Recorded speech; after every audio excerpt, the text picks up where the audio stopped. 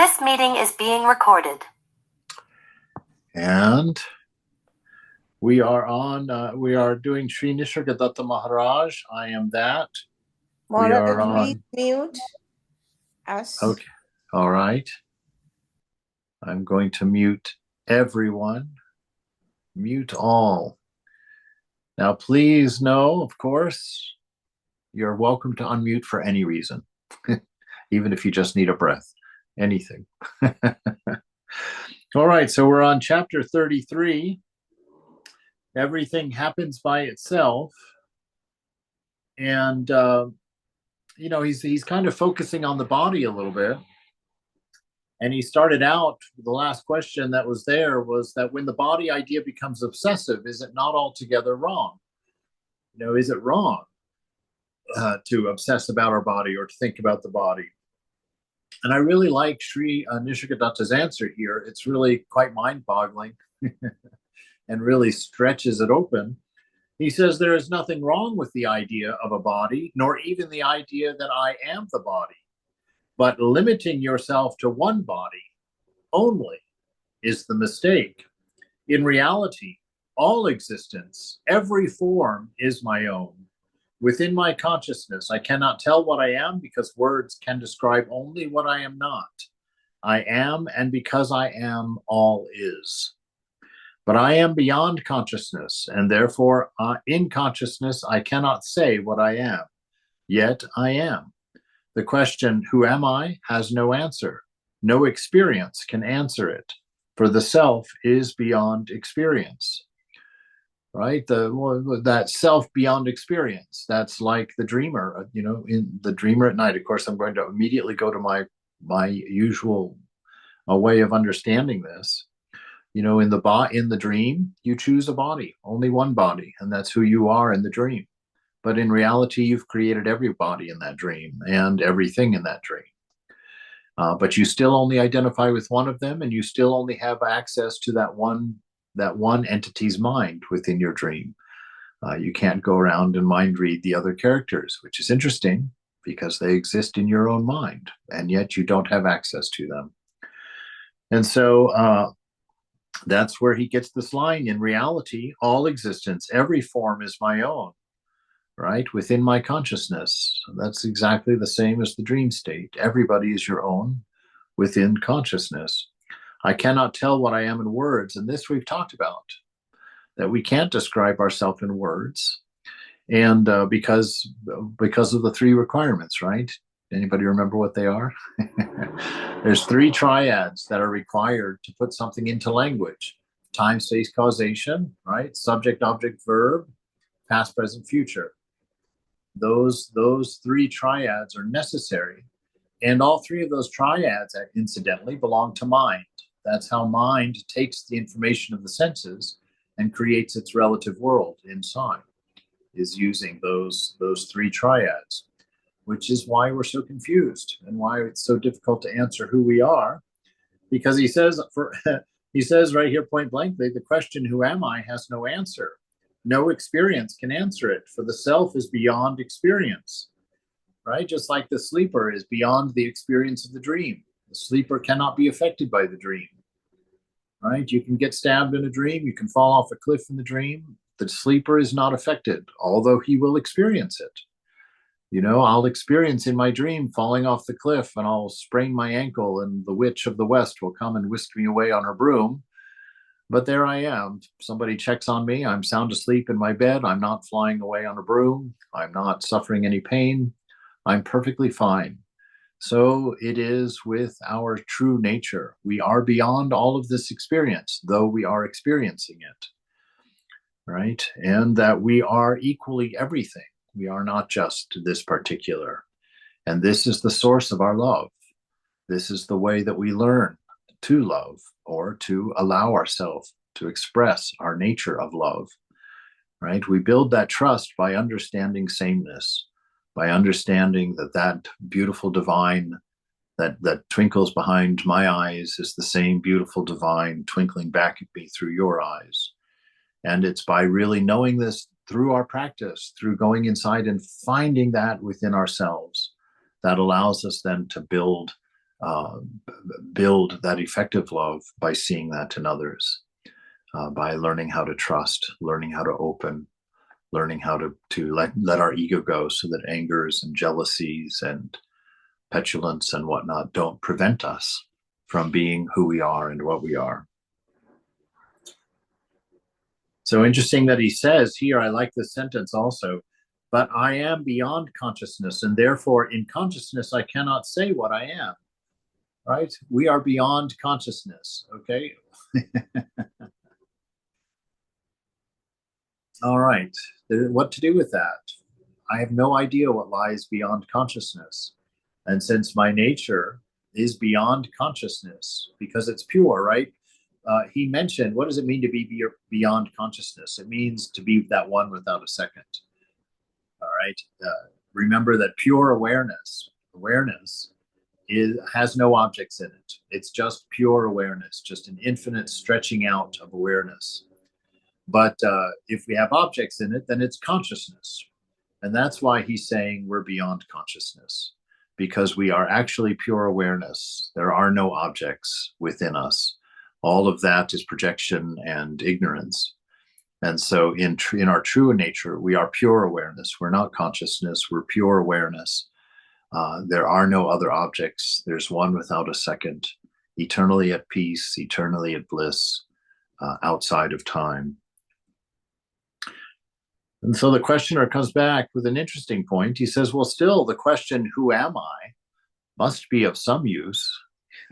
You know, even if I am terribly ignorant and wrong to believe myself to be this one body, certainly it must be helpful, at least with this one body, to go in and find out who I am. And Maharaj says, okay, he says, it has no answer in consciousness, and therefore helps to go beyond consciousness. It has no answer in consciousness. Who am I? There's no way to answer that. And remember, we've spoken about this. Of course, it's because of the fact that we can't fit in those triads, but there still is a way of knowing. You know, in the inner silence, when we've controlled mind to some extent, or at least detached from it to a large extent, in that silence, that pregnant silence that becomes that manifests in our inner world, you do have a knowing.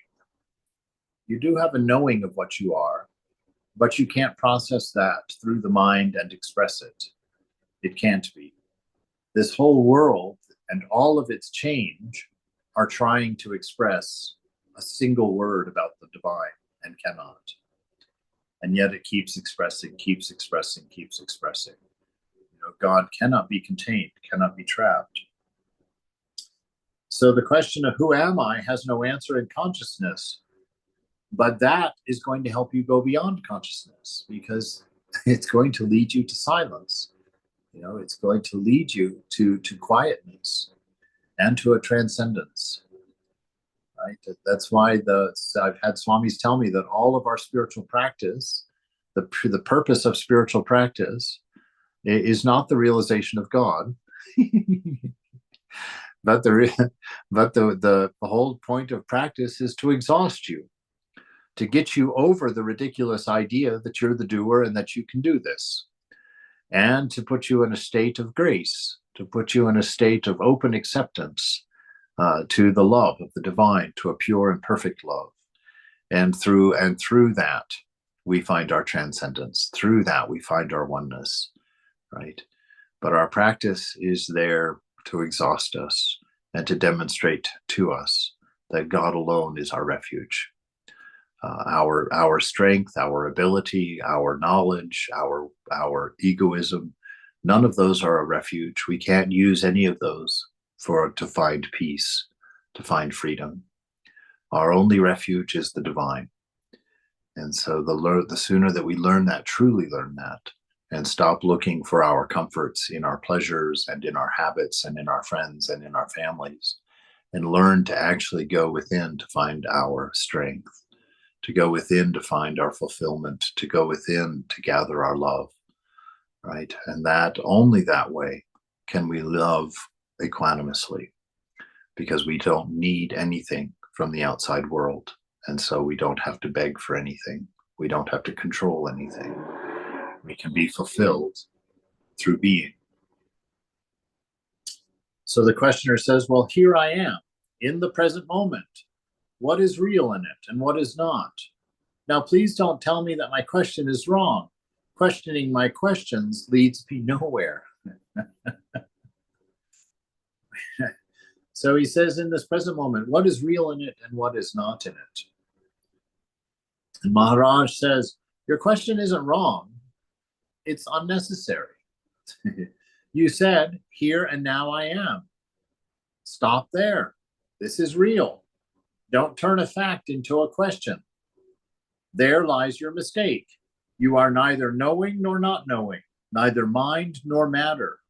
Do not attempt to describe yourself in terms of mind and matter.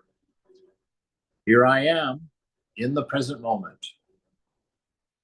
That's the answer to his question. What is real? This present moment. Why? Because it never goes away. It never changes. It's always the container of all potentials. This moment always contains the entirety of the past and the entire projection of the future. This tiny moment is where your destiny sits, where your whole life will be acted out. The moment is the stage upon which the play is happening, right? And the moment is what you are, right? And everything happening in that moment is happening in you. So stop there and don't turn a fact into a question. If you say, here I am in the present moment, know what that means. Experience that, because in that lies everything you need. In that lies everything you're looking for. In that lies the resolution of all of your troubles, all of your pains. Here I am in this moment. The questioner says, well, just now a boy came to you with a problem. You told him a few words and he went away. Did you help him? Of course. Wow. Can you be so sure? Well, to help is my nature. How did you come to know it? There is no need to know. It operates by itself. Right? When egoism steps aside, what is it that remains? Satchitananda. And so what is it then that expresses, that moves the body and moves the mind? It is Satchitananda, right? And the fact is that even when in a state of egoism, it's still Satchitananda that is emanating and inspiring everything, but that Satchitananda is having to be forced through some very tiny pipes of egoism so that it can come out and nozzle where it's precisely where the ego wants it to go. And it no longer spreads in that equanimous circle around you to everyone equally. Right? So no need to know. It operates by itself. That's why I say, we are told so clearly that we are not the doer. And yet we approach our spiritual life as if we are the only doer doing it for our very life. Right? So don't start with that approach or that opinion, because it will get only frustrating, because you'll find, I can't do anything in here. That's right, because you don't know who you are. You don't know how to use the machine. Right? So it operates by itself. Still, you've made a statement. On what is it based? Maharaj, on what people tell me. But it is you who asks for proofs. I don't need them. Setting things right lies in my very nature, which is Satyam Shivam Sundaram, the true, the good, and the beautiful. That is my nature, the true, the good, and the beautiful. And it's my very nature, without effort, if I can just not cognate, not calculate, I will do the right thing, because it is my nature to do the right thing, right? Now, we can only say that after we've done a certain amount of purification of mind by being in the presence, right? By being in the now. Presence, we use that word for bhakti, for devotion, but it's the same as being in the now. It's the same as the I am. It's the same as being in the moment. All of those are the same words. So even in jnana, God is present and that relationship is present, and it can be talked in terms of devotion, right? That it's really just a matter of disposition and definitions that change a bit, depending on the person. But as a bhakta, wanting to maintain that love of God, because our teacher says it's the fastest and most effective way of seeing God, of knowing our nature in this age. But this jnana is what Vivekananda brought to the West and what he preached on almost exclusively. And so we take this jnana and know it to be true, but we marry it. We marry it with our bhakti. Why? To not be a dry sadhu, like Ramakrishna prayed. Don't let me be a dry sadhu. I want to be full of love. I want to be full of bliss. I don't want to become sugar. I want to taste sugar. Right? That was his attitude. So on what is your statement based? On what people tell me? It is you who asks for proof. I do not need them. Why would he not need them? Because how can you disprove your being? What proof of there is necessary of love, of being, of isness? What proof is necessary of wisdom, right? Questioner, when a man comes to you for advice and you give him advice, where does it come from? And by what power does it help? Maharaj, his own being affects his mind and induces a response. Right? So all the happening is on the other side, within that own person's mind. His own being affects his mind and induces a response. Right? And so this is how we help. I was talking with somebody yesterday, how to comfort somebody in grief. You don't try and explain away their grief or give them reasons not to be sad. You find some silence of empathy inside, and you sit next to them, just being an additional battery of love for them to hold them, to give them their space, to work things out. And by being a pure source of love, by being a pure source of support and silence, that person then has that holy company, has that ability to sit there and have their own internal self work it out, come to a truth. Right? And so this is the way we help.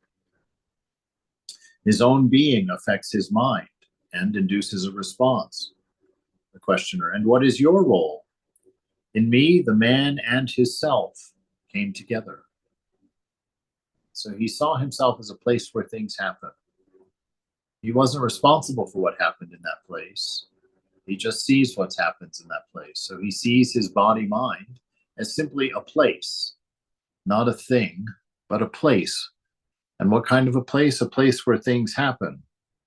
And so when he's helping someone, what is your role?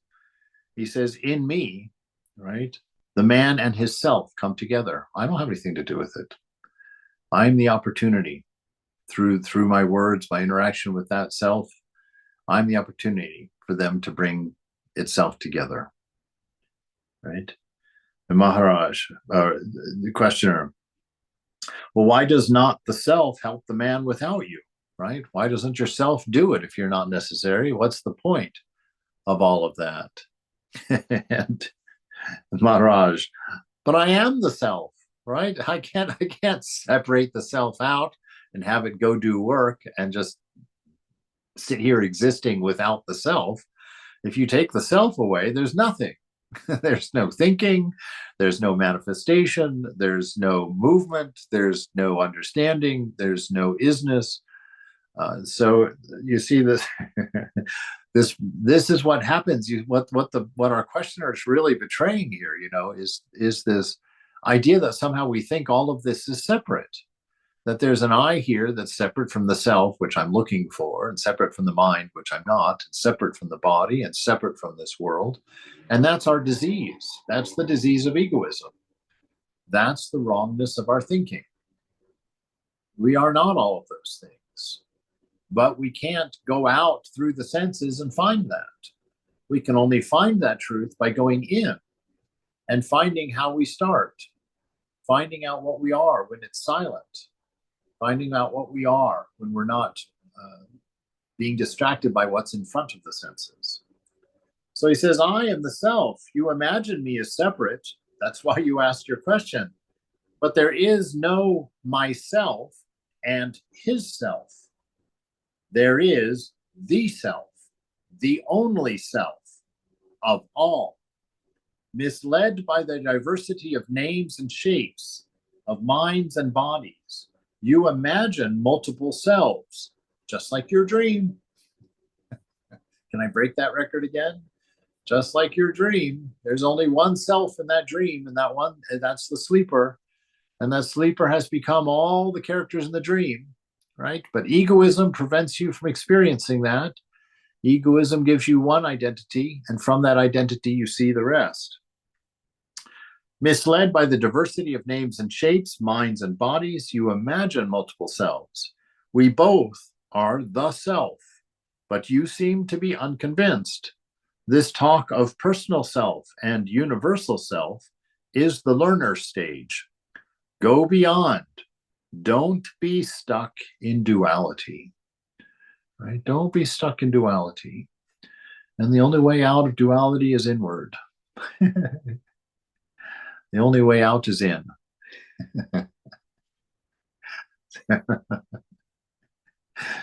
Yes.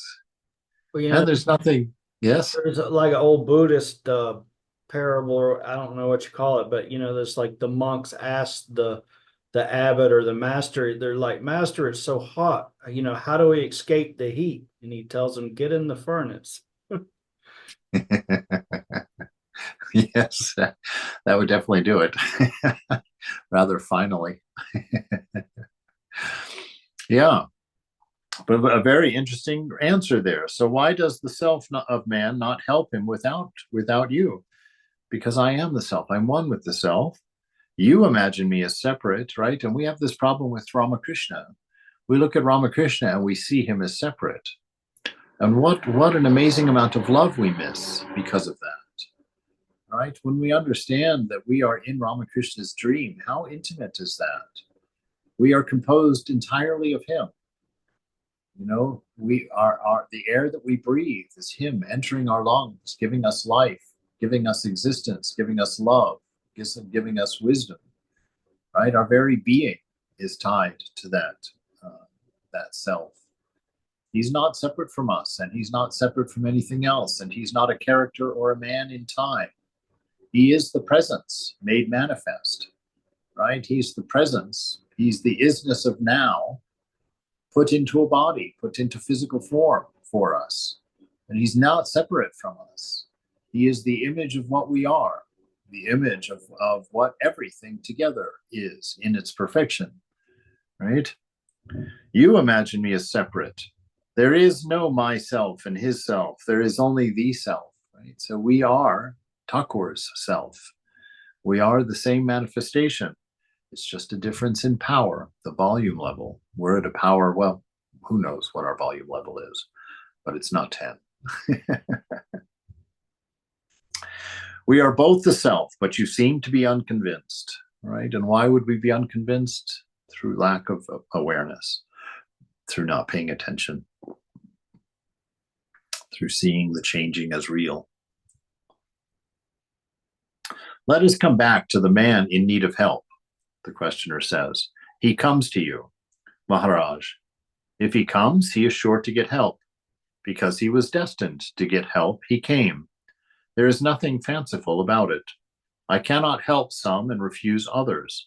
All who come are helped, for such is the law. Only the shape help takes varies according to the need. Right? And this is why a realized soul never takes a wrong turn, because he is not an individual. He is an avenue through which the self enters manifestation, as a manner of speaking. Right? And so to come to that person is to be helped, whatever form that help comes out as. Why must he come here to get advice? Can't he get it from within? Maharaj, yes. but he will not listen, right? He will listen because he himself doesn't believe the self is within. He himself doesn't believe that the divine is within. He doesn't know that it's the divine that gives him his very voice. So he will not listen. His mind is turned outward. But in fact, all experience is in the mind. I told you so. I told you so. All experience is in the mind only, right? And even his coming to me and getting help is all within himself.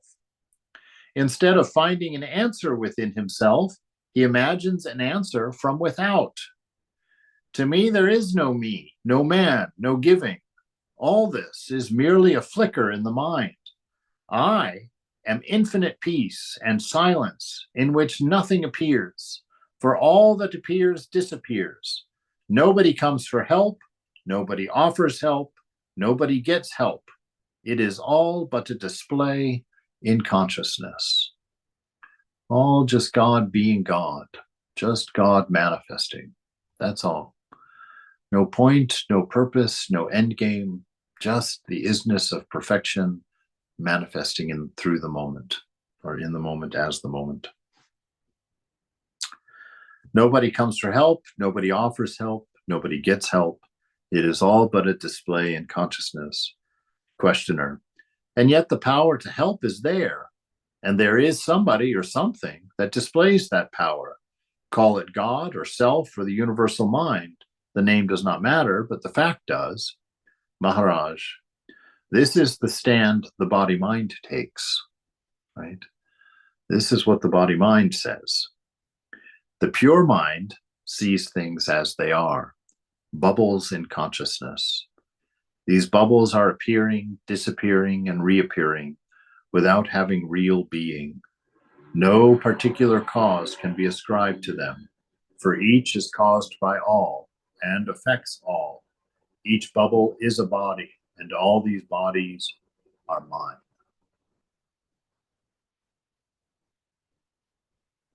All these bodies are mine.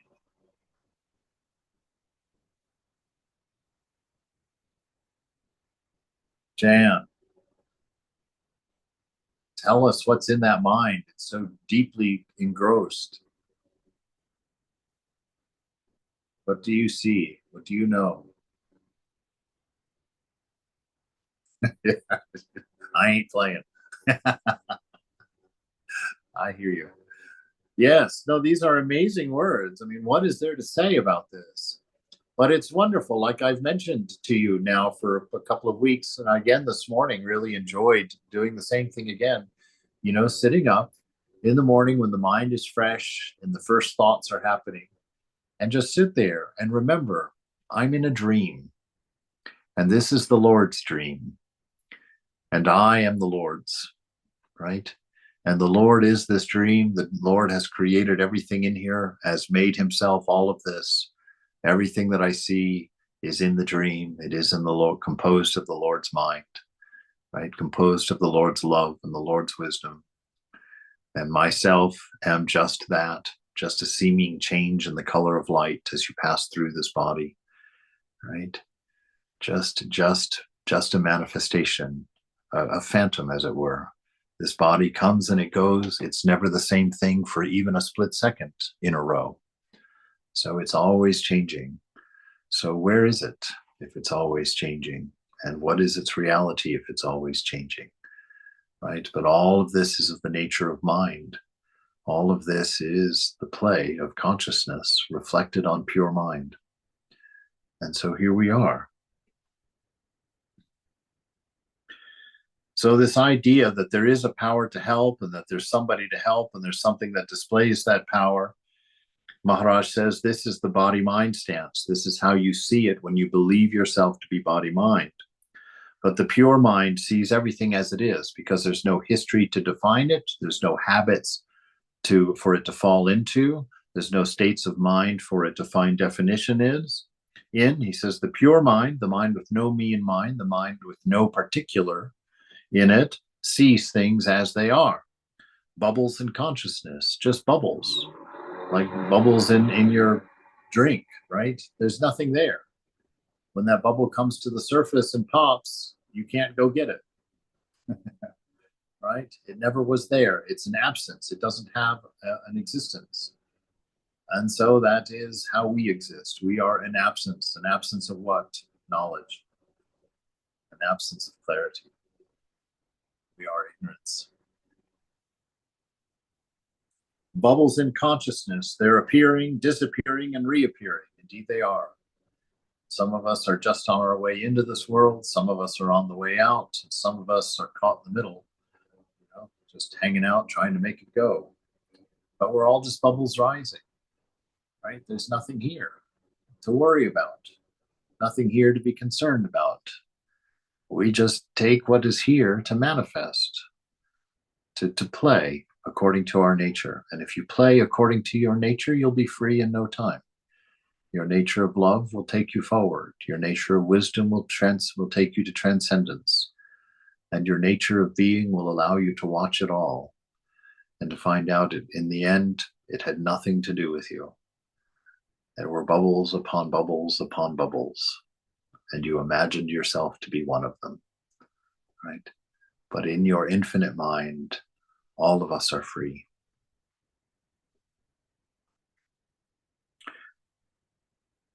So all of these bubbles appearing, disappearing, reappearing without having any real being, no particular cause can be ascribed to them, right? Why? Because God is not in time. Time is in God. So things are not going to fall into the triads again. The same problem that we have with knowing who we are gives us a problem with trying to assign purpose to the phantoms of change. Each is caused by everything, by all, and affects all, right? What's he saying there? That if you have just the moment, there nothing that you pick up in a moment is either a cause or an effect. Everything in the moment, when you have only the moment, you're not imagining past and you're not imagining future, you're simply being in this moment. Anything you pick up in this moment, I pick up my little incense holder here, right? In the moment, it has no purpose. It has no definition, right? Because there's simply no space for that. There's no time. There's no causation in the moment. So he says no particular cause can be ascribed to them because everything is everything in the moment. When you take away past and future, right? Everything is both a cause and an effect. So they cannot be separated out. For each is caused by all and affects all. Each bubble is a body, and these bodies are mine. Right? So you are the Lord living his life through your body and limiting his knowledge of it to only your body and slapping your name on it. So you are the Divine Mother. You are as the Holy Mother is, as she looks through your mind, forgetting who she is. So if we took Jan's brain and put it on a plate, and Holy Mother projected herself through that brain and forgot that she was projecting, she would be Jan. And she would do exactly what Jan is doing right now. So if you want to see what Mother's sweet smile looks like when she's being teased and uncomfortable, look at Jan. That's what the Holy Mother looks like when she's projecting through Jan and being tormented by Swami C. So you see, this is how we learn to see, how we learn to know each other. You know, Lydia, the beauty that is Lydia, the motherliness of Lydia, you know, the sweetness of Lydia. You're recognizing Holy Mother there because Lydia is nothing but Holy Mother projected through mind, projected through Lydia's local mind. And that which we call Lydia is what Holy Mother looks like when she comes out the front end of Lydia. Presenting herself to all of us. So we spend some time today, you know, that might be helpful. Sit on the bus and look at somebody and say, that's what the divine presence looks like when coming through that person's mind. You say, this is how great seekers, great seers, this is how they're able to help us, you know, because they know what Holy Mother is. They know what Holy Mother is like. And they know Holy Mother's the one, the light, the nature of the light shining in the back. And when they see our personality come out the front, they see the changes in that light. They see the changes in that consciousness. And they know what happens to it between here, the self, and here, the personality. They know your ignorance. They can see it in the light that's shining through you, right? The light of the Divine Mother shining through you. And when they see it come out the front of you as your personality, they know all of the twists and turns of the mind, because they knew what that light was going in, and they can see what that light is coming out. And so they are aware. Right? Do you mean to say, the questioner asks, that you have the power to do everything rightly? Maharaj, well, there is no power as separate from me. It is inherent in my very nature. Call it creativity. Out of a lump of gold, you can make many ornaments. Each will remain only gold. Similarly, in whatever role I may appear, and whatever function I may perform, I remain what I am. The I am, immovable, unshakable, independent.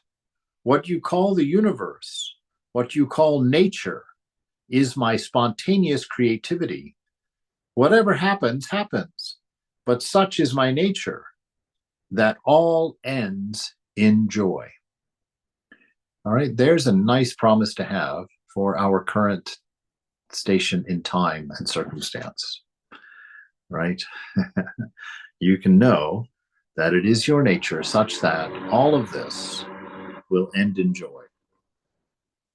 All of it will end in joy. Because whatever's going on in the world right now belongs to the changing. And the one saving grace about that is that it will change. Nothing is permanent. Nothing will remain. And in the end, because of our nature, it will all prove itself to be joy.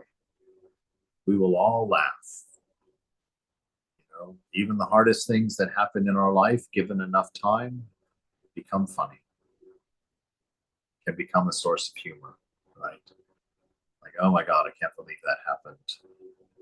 You know, I could tell you when the piano fell on my leg in the temple at the time in 2008, I think it was. Wasn't funny. Wasn't laughing. Didn't see any humor in that at all. I wondered why in the world Mother would throw a piano on me for no reason whatsoever.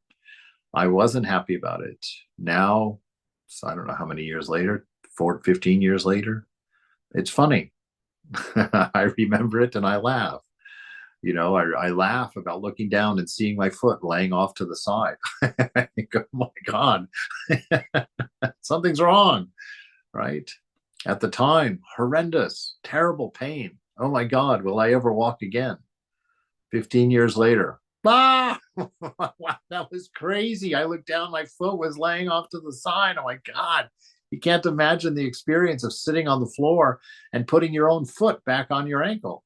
You know, very, very odd experience, right? And then having the guys come and say, okay, let go. We need to cut your pant leg. And I'm like, okay. And I can't let go.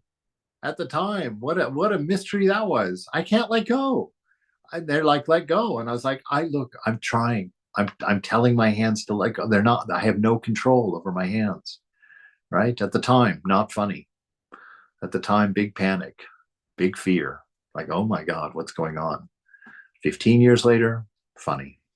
You know, 15 years, a great story. Wait till I tell you about the time the piano fell on me. Right? And everybody rolls their eyes. Oh God, here he goes again.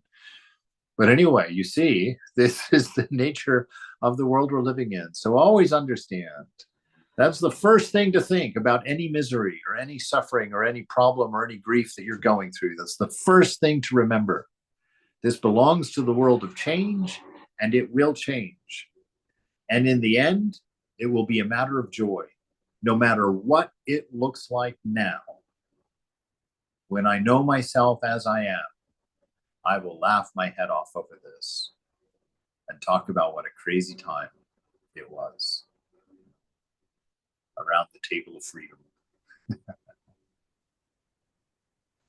But such is my nature that all ends in joy. Oh my God, that is so important to hear that and to remember that and to never forget that. Don't let yourself be the creator of sorrow or downness or sadness or gossip or, mean things about other people or about other people's faults. You understand that the end result of everything about you is joy. And so live that way consciously, right?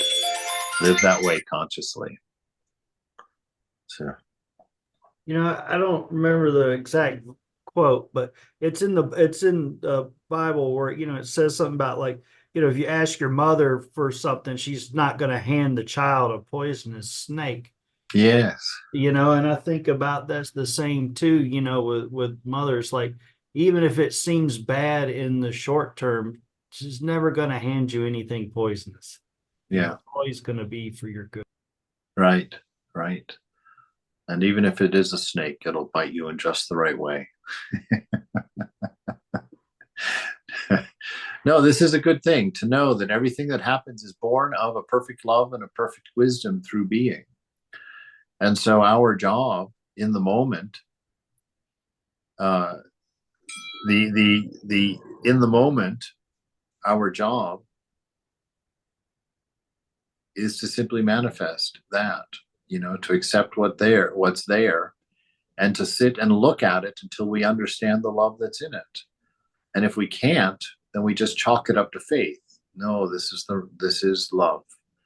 There is a reason for this that will manifest at some point, and I will understand. What's that song?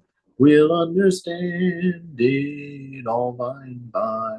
Well, too, it's like that story about, and I'll just make it real short, about where the old guy and he's got his fields ready to harvest, and his son comes and helps him, and he falls off the horse and breaks his leg, and everybody's like, "Oh, that's so unfortunate," and then the army comes to town and takes all the young men. They're all killed in battle, but then what was a misfortune, now he's the only one left, and still has his crops in his field, and it turns out to be a great blessing. So it's like you can't judge on the surface of what's good or bad. Yes, I always remember that conversation between Ramakrishna and M, where M is lamenting, "Oh, this world is such a misery, so much sadness, so much struggle." And he's walking with Ramakrishna, and Ramakrishna stops and looks at him like, "What are you saying? This world is a mansion of mirth." So and they're walking next to each other. One man is experiencing it as pain and suffering and misery, and right next to him is a man, walking and smiling and singing and whistling. What? This is a mansion of mirth, right? That we can have that in this one location. You can have two people sitting in a waiting room, in the same condition, one in misery, the other one in joy. Why? Why? It's that disposition. It's how aware are you of your nature? How aware are you of the nature of the world? Because the more you are aware of the truth of your nature and what you are in this world, the more bliss you touch, the more bliss you see, the more bliss you understand. Even if it's in terrible circumstance, you can detach and find bliss, even in that terrible circumstance. This is the infinite love of God. This is the power of the divine. This is what freedom is. This is what detachment will show us. Questioner. I have a case of a boy gone blind because his stupid mother fed him methyl alcohol. I am requesting you to help him. You are full of compassion and obviously eager to help. By what power can you help him? Maharaj, his case is registered in consciousness. It is there, indelibly. Consciousness will operate. Consciousness will operate. That means that we are all in the presence of God, and awareness is the cure. Right? Awareness is the cure. We are all registered, meaning we exist. We've been given our dose of Satchitananda.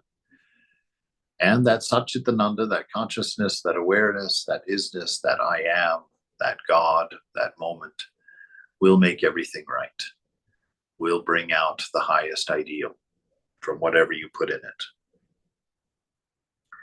His case is registered in consciousness. It is there, indelibly. Consciousness will operate. Questioner: well, does it make any difference that I ask you to help? Maharaj: your asking is part of the boy's blindness. Because he is blind, you ask. You have added nothing. There's something in there. I can feel it. Run that past us again, Swan. You're asking, right? He says, does it make any difference that I ask you to help this young boy who's blind? Maharaj: your asking is part of the boy's blindness. Because he is blind, you ask. You have added nothing. You're part of the blindness, asking for help. Now we can, how many ways can we take that apart?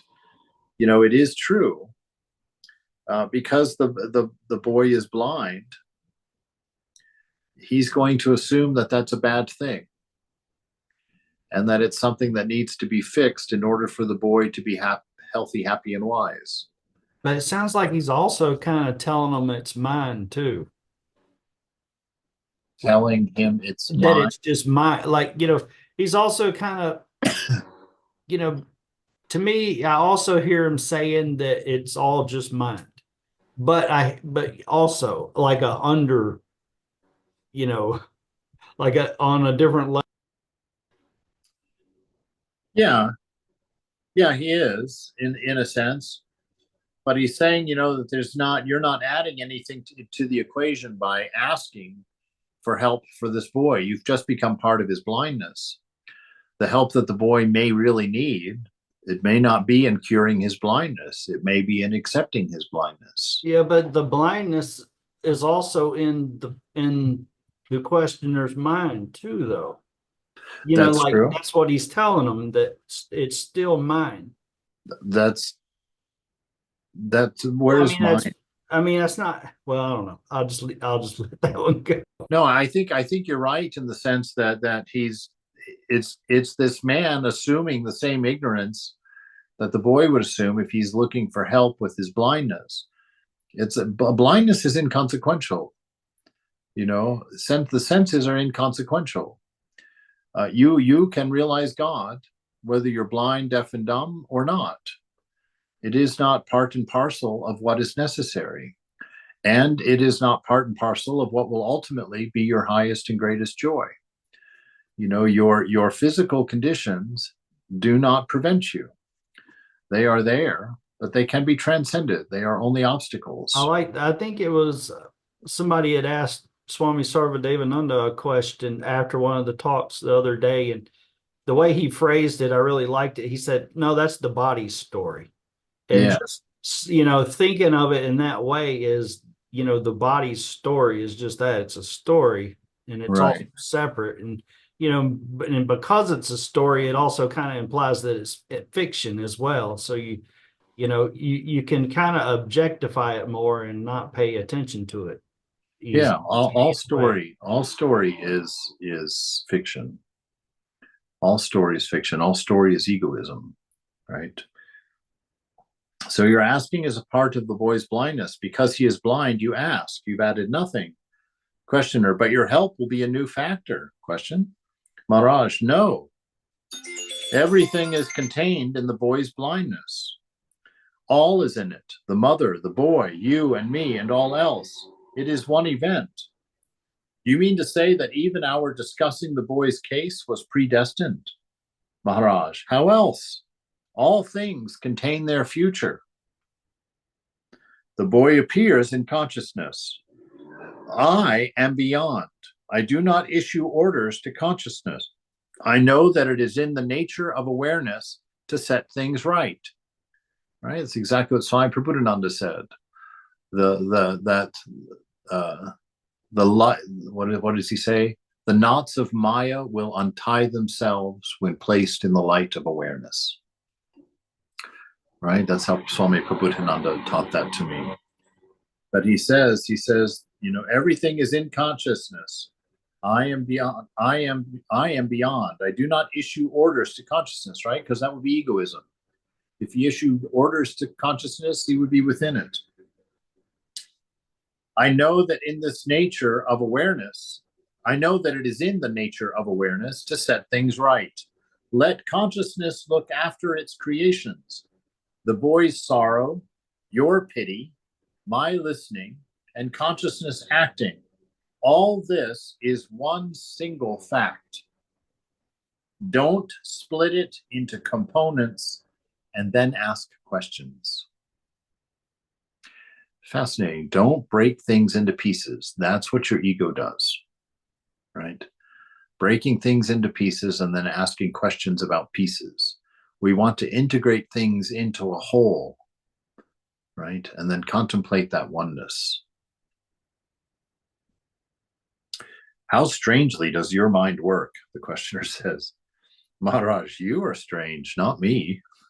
I am normal. I'm sane. I see things as they are, and therefore I am not afraid of them. But you're afraid of reality. Questioner, why should I?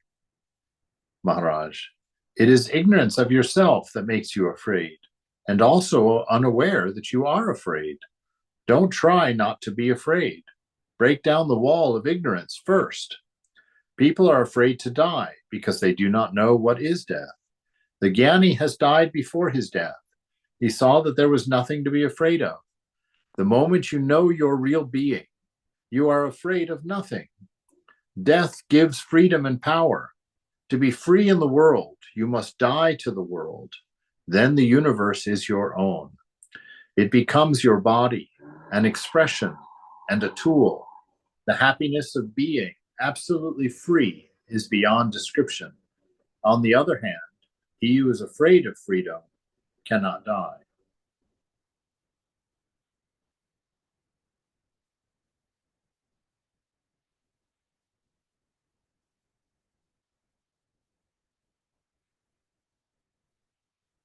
People are afraid to die because they do not know what is death. The Jnani has died before his death. He saw that there was nothing to be afraid of. The moment you know your real being, you are afraid of nothing. Death gives freedom and power. To be free in the world, you must die to the world. Then the universe is your own. It becomes your body, an expression, and a tool. The happiness of being absolutely free is beyond description. On the other hand, he who is afraid of freedom cannot die. Right? And so what is this dying? Right? In the New Testament, I know that Jesus and Paul are always talking about dying to the self, dying to this lower nature, dying as an ego, dying as an individual will separate and apart from the divine, right? Separate and apart from love, separate and apart from wisdom. And the reason that we do that is because we're afraid of freedom.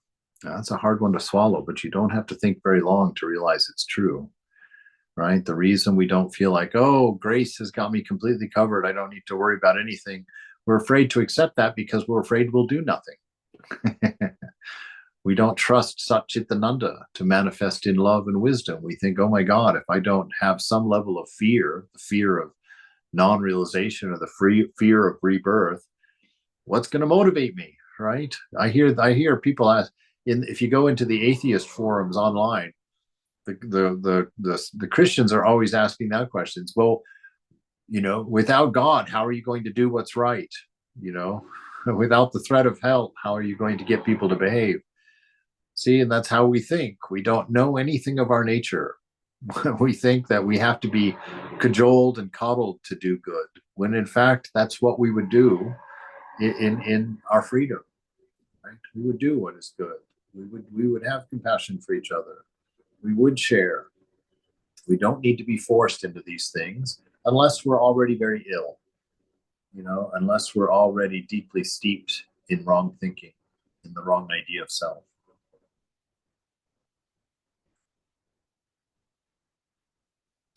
So it is ignorance of yourself that makes you afraid, and also unaware that you are afraid. Don't try to not be afraid. Break down the wall of ignorance first. You don't have to work on being brave. If you saw things as they were, you would be brave. You don't have to work on the bravery. You have to work on the what you think you are. Right? You have to properly answer that question. And then you find that courage is your nature. Unselfishness is your nature.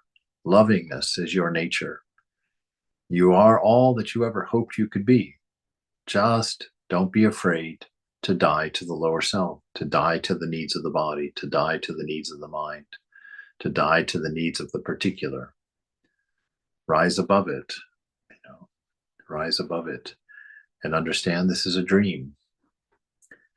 And the dream, everybody is fine.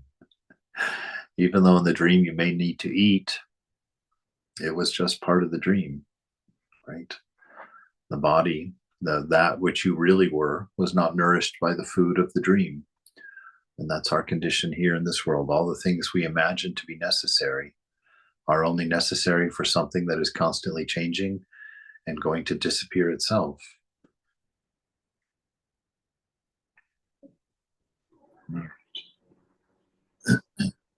You mean that one who cannot, oh, it's 10:03. We should stop there. So we'll stop there for this morning.